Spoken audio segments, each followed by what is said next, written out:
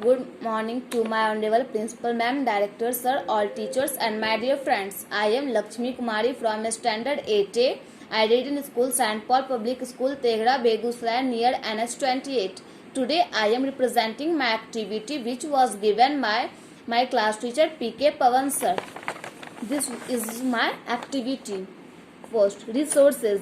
Resources can be defined as all of those features of the environment which help us to produce things that satisfy our need and are finally used by us.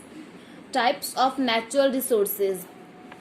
First, based on level of development and used. Second, based on origin. Third, based on stock. Fourth, based on distribution. First, resources based on development and used. Actual resources. Resources whose quantity is known and which are currently being used. Example, Westphalian German, oil in the Middle East, etc. Second, potential resources. Resources those whose entire quantity is not known or which have been utilized up to optimum level due to unavailability of appropriate technology. Example, tidal energy. Second, resources based on origin.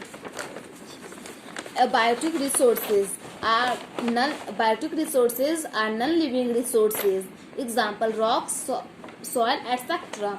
Biotic resources. Biotic resources are living resources that fulfill our needs. Example, air, water, plants and animals, etc.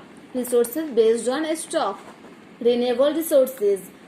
Resources which can be used over and over again, recycled and regenerated. Example, geothermal energy, solar energy.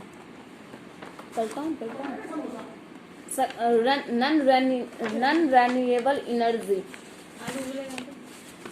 Non-renewable energy are those resources which can be used only once and after which they cannot be replaced. Example, fossil fuels and minerals. Resources based on distribution. Ubiquitous resources. Resources which can be found everywhere on earth. Example, air around us and sunlight as well. Localized resources. Those resources which are found only in particular places on earth. Example, minerals. Thank you.